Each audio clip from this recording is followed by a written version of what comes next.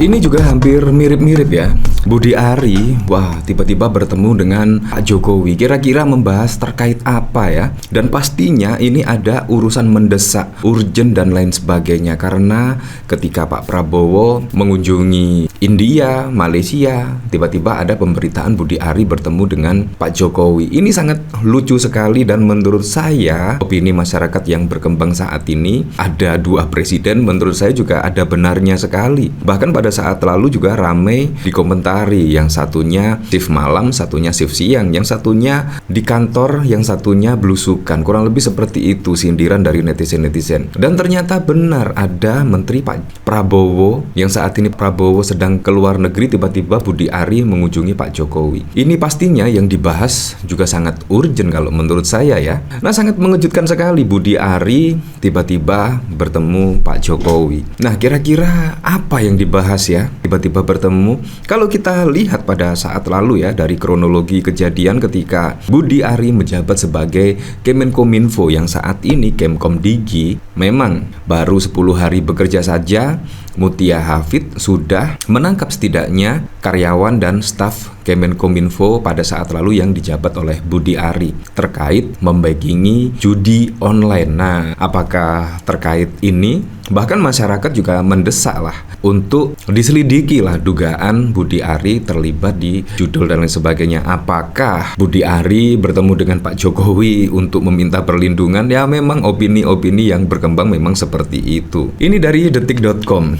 Ketum Pro Jokowi, Projo Budi Ari Setiadi bertemu dengan Presiden ke-7 RI Jokowi di kediamannya di Solo. Nah, ada apa kira-kira ya? Saya jadi penasaran ya, kira-kira seperti apa yang dibahas pertemuan antara Budi Ari dan juga Pak Jokowi. Ketum Jokowi Budi Ari bertemu dengan Presiden ke-7 Jokowi di kediamannya di Solo, Jawa Tengah. Budi menyebut pertemuan tidak membahas hal spesifik.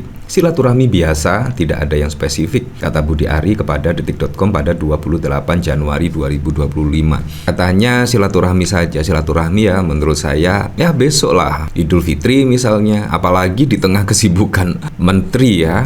Menurut saya tiba-tiba sowan ke Pak Jokowi, mantan presiden yang pada saat lalu juga Budi Ari masuk di kabinet Pak Jokowi. Saya rasa sangat wow sekali ya tiba-tiba bersilaturahmi di kediaman. Menurut saya sangat bagus sih bersilaturahmi, tetapi kan saat ini juga harusnya sibuk kerja tetapi malah sowan ya. Tapi kita lihat saja perkembangannya ya.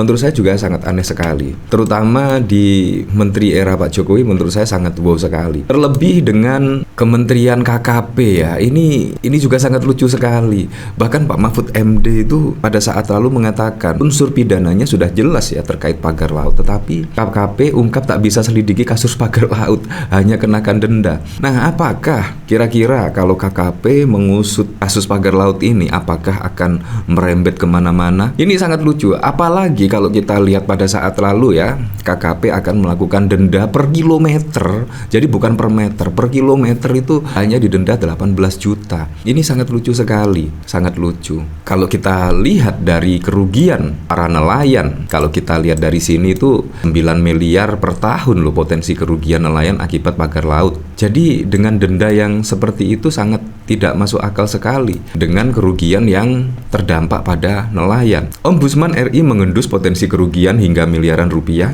yang dapat diderita bagi para nelayan akibat adanya pagar laut di perairan Tangerang, Banten. Estimasi tersebut dituding berdasarkan jumlah nelayan sekitar 4.000 orang dikalikan dengan pemakaian solar setiap melaut. Itu dikalikan dengan tambahan solar yang dikeluarkan dalam setiap melaut, itu ketemu 7,7 miliar sampai 9 miliar. Ini baru solar saja ya, belum lagi waktunya. Waktu untuk mencari ikan biasanya langsung searah tapi harus mutar. Kalau misalkan kerugian waktu misalkan 1 jam gara-gara ada pagar laut, nah itu bisa dikalikan saja. 1 jam misalnya bisa mendapatkan ikan sekian, tetapi mendapatkan ikan yang tidak dari target. Menurut saya itu juga kerugian, dan menurut saya 9 miliar bisa lebih ini ya. Tetapi dendanya menurut saya sangat tidak masuk akal sekali, 18 juta per kilometer, bayangkan ya. Menurut Najik, pagar laut yang ada membuat para nelayan mesti mengambil rute memutar. Hal itu membuat perjalanan mereka jadi lebih jauh serta menambah konsumsi bahan bakar solar. Dengan jumlah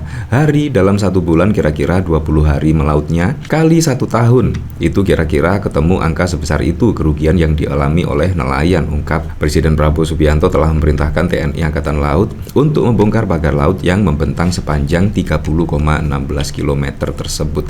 Bahkan juga sudah dikerahkan sangat banyak sekali ya. Ada ribuan TNI AL dan bahkan juga masyarakat sekitar juga ikut membongkar pagar laut ini. Nah, kalau kita lihat dari statement Pak Mahfud MD, menurut saya sudah jelas ya. Mahfud MD sebut pemerintah aneh tangani pagar laut, tindak pidana jelas, ada kolusi korupsi. Iya, saya juga langsung mengatakan demikian karena juga langsung lempar tangan. Semuanya tidak mau bertanggung jawab terkait kasus pagar laut ini. Menurut saya sangat lucu sekali. Dan bahkan kalau kita lihat, Pak Prabowo lebih mempercayakan TNI AL untuk melakukan pembongkaran. Walaupun pada saat lalu Menteri KKP memberikan statement untuk menstop pembongkaran pagar laut ini. Menurut saya Pak Prabowo lebih memilih TNI AL, dipercayakan untuk mengemban amanat dari Pak Prabowo Subianto. Ini juga sangat wow sekali. Seharusnya kalau kita lihat dari alurnya, seharusnya Pak Prabowo itu memerintahkan menterinya dahulu, memerintahkan Menteri KKP yang setidaknya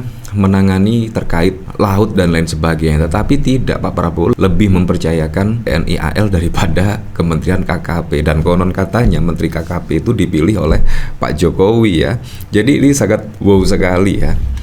Mantan Menko Polhukam Prof Mahfud MD kembali menyoroti sikap keras tegas pemerintah menangani kasus pagar laut Tangerang. Menurut mantan Ketua MK tersebut, tindak pidana terlihat jelas. Beberapa hal yang pasti adalah soal sertifikat ilegal. Sertifikat ilegal tentu melalui proses kolusi dan korupsi yang berkesinambungan. Hal ini membuat Mahfud MD memerintahkan sikap tegas aparat hukum Indonesia saat ini. Kasus pemagaran laut seharusnya segera dinyatakan sebagai kasus pidana, buka Mahfud melalui cuitan di akun X pada 25 Januari. Mahfud MD meminta pemerintahan tak hanya rame-rame membongkar pagarnya saja, namun harus ada tindakan lidik dan juga sidik. Bukan hanya rame-rame membongkar pagar, segerakan lidik dan sidik di sana. Ada penyerobotan alam, pembuatan sertifikat ilegal, dugaan kolusi korupsi. Tetapi kok nggak ada aparat penegak hukum pidana yang bersikap tegas lanjutnya.